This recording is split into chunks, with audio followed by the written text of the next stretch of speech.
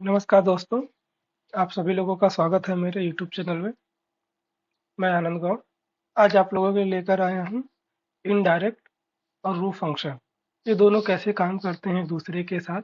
मैंने अपनी बहुत सारी वीडियो में इनडायरेक्ट और रो का किया हुआ है। मैंने उस टाइम उसको एक्सप्लेन नहीं किया हुआ है। मैंने उसके लिए एक अलग वीडियो बनाई जिसमें मैं इनडायरेक्ट और रो फंक्शन कैसे काम करते हैं, अलग अलग कैसे काम करते हैं रो, और ये दोनों एक दूसरे के साथ कैसे काम करते हैं। आइए देखते हैं इसको कैसे समझ सकते हैं, दोनों में डिफरेंस क्या है। हमारे पास एक डाटा है, ये रेंज है, और हम इसको देखेंगे कि इनडायरेक्ट के साथ क्या आंसर आता है और रो के साथ कैसे यूज कर सकते हैं और क्या आंसर आता है। सबसे पहले इनडायरेक्ट देखते हैं। Is equal to indirect. Indirect में हमने सेल का रेफरेंस दे दिया। चलो ए से ए दे दिया, कोई इशू नहीं है, कॉम। अब हमें इसमें जो बताते हैं, ये जो जो भी समझता है वो केवल टेक्स्ट ही समझता है और ये कुछ नहीं समझता। हम इसमें अगर नंबर्स देते हैं तो नंबर्स नहीं समझेगा, ये केवल टेक्स्ट ही समझता है। अगर हमने इनडायरेक्ट ए टू ए करके इंटर कर दिया तो आंसर एरर आ जाएगा, क्योंकि उसको not a valid cell reference error आ गया। और इसने किरण को कहाँ से फाइंड किया? 5वें नंबर पे। अब इसको अगर यूज करना है हमें, तो हमें क्या करना पड़ता है? यहाँ पे टेक्स्ट देंगे A two A and this and this and this. देखते हैं अब इसका आंसर क्या आता है। ए से ए, तो ए से ए हमने उसको समझाया तो वो समझ गया। देखिए यहाँ से जितने भी डाटा है हमें यहाँ से यहाँ तक मिल गया। अब हमें इसमें ए टू से ए फाइव का डाटा केवल चाहिए, तो उसको कैसे यहाँ पे लिखेंगे? आपको लगता है कि मैं यहाँ पे ए टू लिख दूं और यहाँ पे मैं ए फाइव लिख दूं तो आंसर आ जाए? तब आ गया आपका।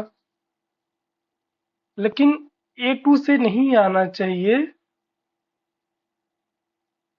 इसके लिए आपको, ये तो आपने मैन्युअली दे दिया कि ए टू से दे दे ए फाइव तक। ए टू हमने टेक्स्ट बता दिया तो वहां पे ए टू की वैल्यू जो आएगी इसकी, ये उठा लिया उसने 2।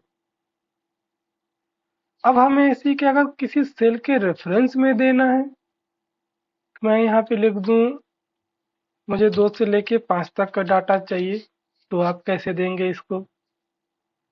उसके लिए फिर क्या करना पड़ेगा? हमें इसको हटाना पड़ेगा। ए आ गया, कॉलन, देन एंड, इसके अंदर हम देंगे सेल का रेफरेंस B2। सेम ऐसे ही A5 के बाद फिर एक एंड लगाएंगे और उसके देंगे C2। अब वो समझ रहा है कि A2 B2 यानी कि A2 से लेके डाटा लेके A5, यहाँ से 5 हमें हटाना पड़ेगा, और C A5 यानी कि A5, A2 से लेके A5 का डाटा हमें यहाँ तक मिल गया। अब मैं कहूँ नहीं, मुझे 1 से लेके 10 तक का डाटा चाहिए, तो लेके 10 तक का डाटा आपको आ गया यहाँ तक। अब इसी फंक्शन को अगर हम कॉपी कर लेते हैं और रो के साथ लगा देते हैं,